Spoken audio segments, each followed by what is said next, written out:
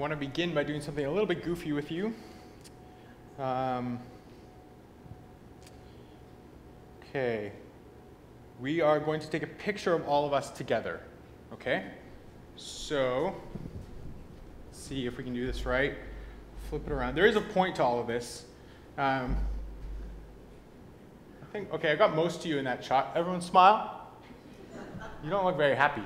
Smile. Okay. There we go. Photo. Great.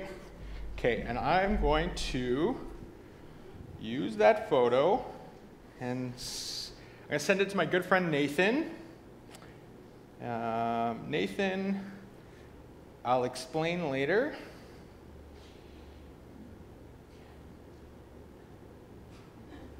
Okay.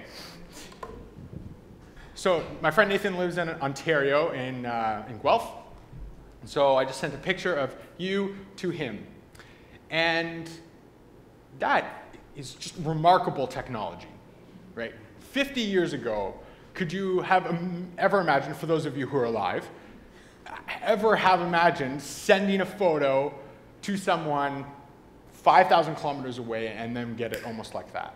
Like that's remarkable. I'll put the clicker. And I think what we often tell ourselves as a society is that we are more connected than we have ever been at any other point in time. And if we judge that by the speed in which information travels, then yes, we can communicate with people all the way across the world almost instantly. And this is an amazing gift, and it solves all sorts of problems for us. But at the same time, I think we might actually be some of the most disconnected people ever in history as well. That while we're able to text and Skype and send messages to people, emails very, very quickly,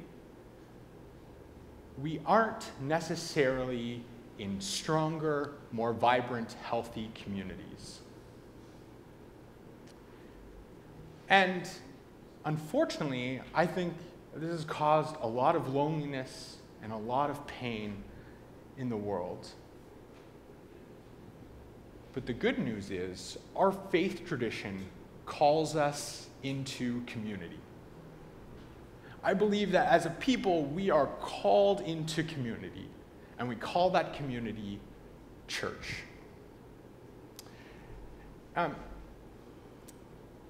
So the symptoms of this loneliness in the world are often very grave.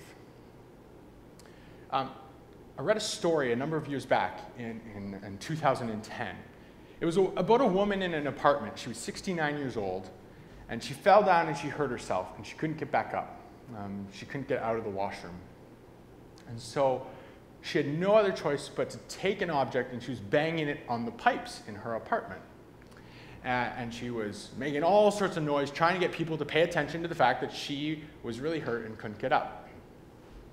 So she did this during the day, and in the middle of the night she was banging on it, like maybe somebody will pay attention to the fact that I'm making all this noise. She made so much noise that her neighbors thought that there was some sort of construction going on in her apartment. And so they made a petition to stop the noise in her apartment. And she was kept wailing on the pipes. She was in the bathroom for 20 days. 20 days before somebody realized, wait, we haven't seen her, and maybe she actually needs help. So for 20 days, she lived on warm water out of the tap. I think we are called into communities where that kind of thing wouldn't be possible because we're living and working together in community. Our Song of Faith says that we are called to be a community that seeks to continue Christ's presence in the world. So that whatever Christ was doing in the world, whatever Jesus did and taught and lived, that's exactly what we're supposed to be as a community as well. Did Jesus work for justice for the poor? Absolutely. Does that mean we, as a congregation, are supposed to work for justice for the poor? Absolutely. Did Jesus love his enemies? I think so. Is that what we're called to do? Yes. We are called to be Christ's presence in the world. Whatever Christ was in the world, we are called to continue it. There is a band called the Foo Fighters. Anybody heard of the Foo Fighters? A few of you. A relatively new band, but quite popular. And they have a song called Learn to Fly. And so they go around and they play this song. And there were some people in Italy who thought, wouldn't it be great if the Foo Fighters came to Italy? And so this guy started a project. For a year, he ran auditions and marketed this idea. And he got 1,000 people to come together, all to play this one Foo Fighters song, Learn to Fly. And so he took everyone out onto a field. And in the video, which I'll show you in a second, there are like 200 drum kits and a whole bunch of people singing around microphones and bass guitars, and they're all singing exactly the same song. So let's take a look.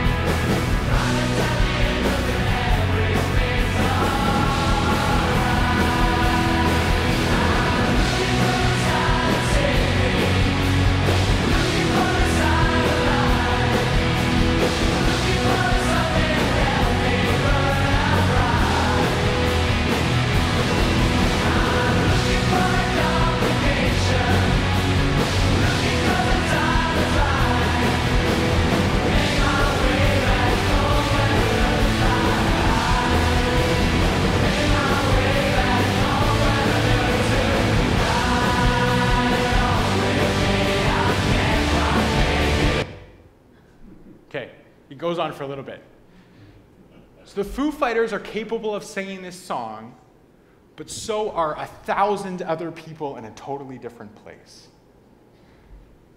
Jesus is capable of promoting justice for the poor, loving his enemies, and so are 1,000 other people in some other place and time.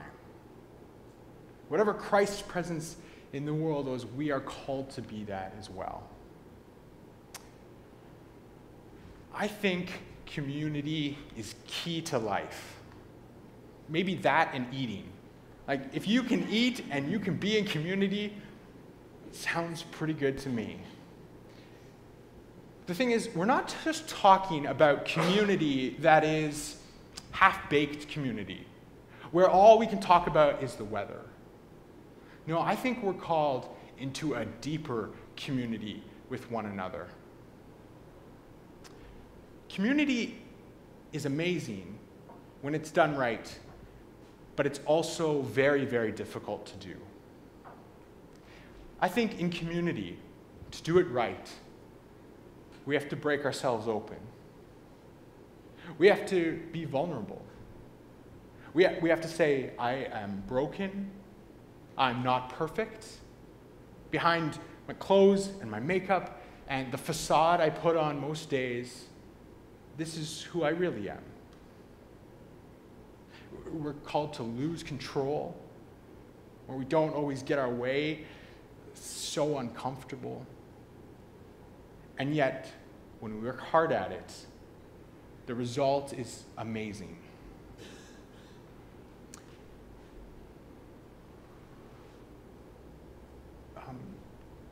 So the question becomes for us, what are we working towards? What are we doing as a faith community? The Song of Faith has a little bit of insight into this. We sing of God's good news lived out. So all the things that we read about in Scripture, about freedom from the empire, loving your enemies, mercy, forgiveness, and justice, all of those things is the good news. We're called to live it out.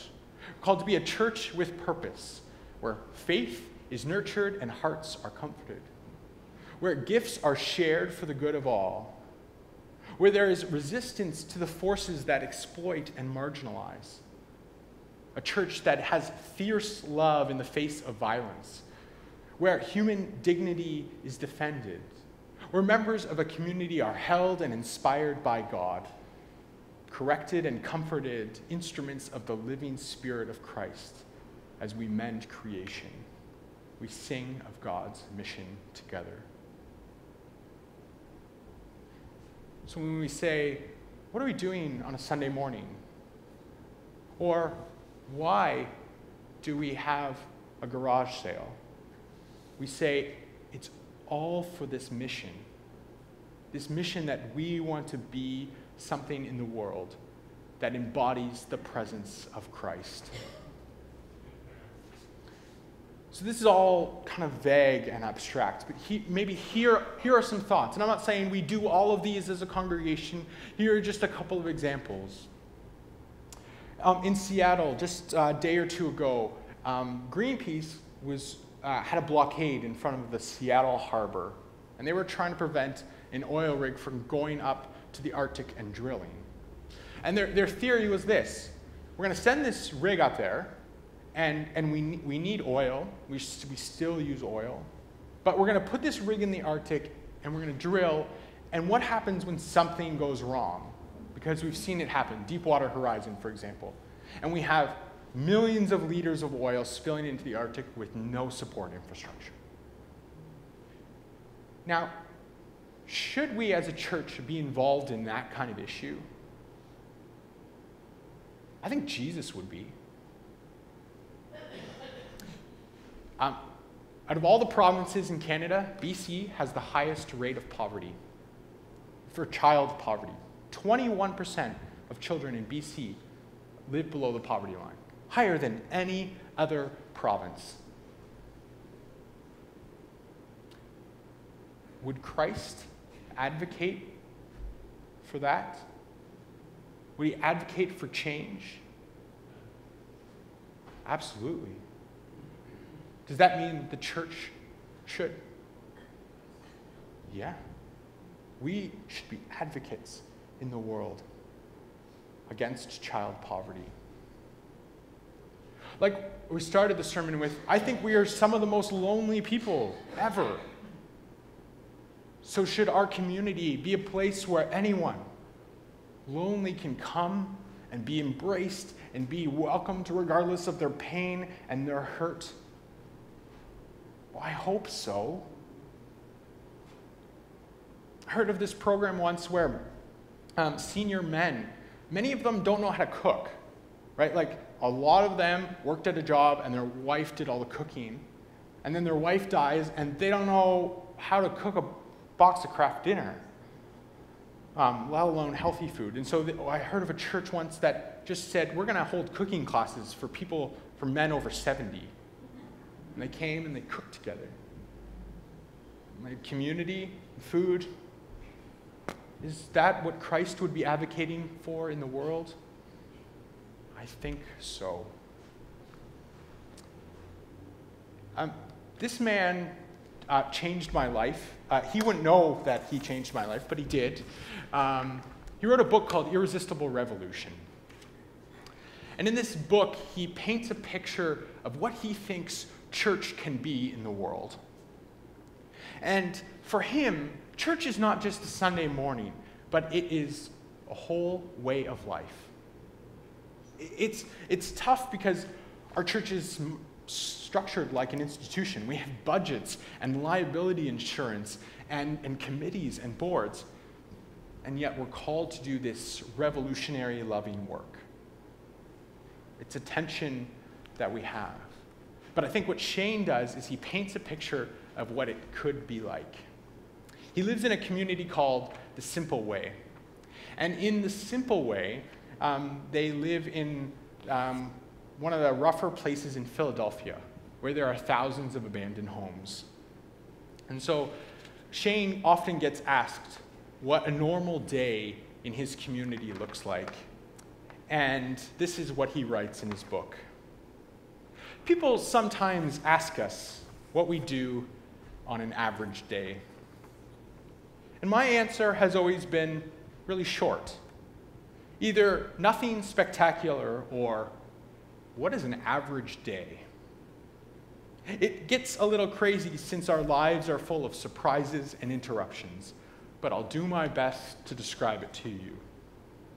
Maybe you want to close your eyes if you're a visual thinker. We hang out with the kids and help them with their homework in the living room. And we jump in open fire hydrants on hot summer days. We share food with folks who need it and eat beans and rice our neighbor Miss Sunshine makes for us. Folks drop in all day to say hi, to have a safe place to cry or to get some water or a blanket. Sometimes we turn people away, or we play rock, paper, scissors to see who answers the door on tired days. We run a community store out of our house. We call it The Gathering, and neighbors come and fill a grocery bag with clothes for $1 or find a couch or a bed or a refrigerator. And sometimes people donate beautiful things for us to share with our neighbors. And other times they donate their used toothbrushes. We claim abandoned lots and make gardens amid the concrete wreckage around us. We plant flowers inside old TV screens and computer monitors on a roof. We see some of our friends waste away from drug addiction, and in a good day, someone is set free. We see police scare people, and on a good day, we find an officer who will play wiffle ball with his billy club. We rehab abandoned houses, and we mourn the 2 people who died where I write this now. We try to make ugly things beautiful and to make murals. Instead of violence, we learn imagination and sharing. We share life with our neighbors and try to take care of each other. We hang out on the streets. We get fined for distributing food. We go to jail for sleeping under the stars. We win in court. We have friends in prison and on death row. We stand in the way of state-sanctioned execution and of the prison industrial complex. We fight terrorism. The terrorism within each of us, the terrorism of corporate greed, of American consumerism, and of war. We are not pacifist hippies, but passionate lovers who abhor passivity and violence. We spend our lives actively resisting everything that destroys life. Whether that be terrorism or the war on terrorism, we try to make the world safe, knowing that the world will never be safe as long as millions live in poverty so the few can live as they wish. We believe in another way of life, the kingdom of God, which stands in opposition to principalities, powers, and the rulers of this dark world. So that's an average day.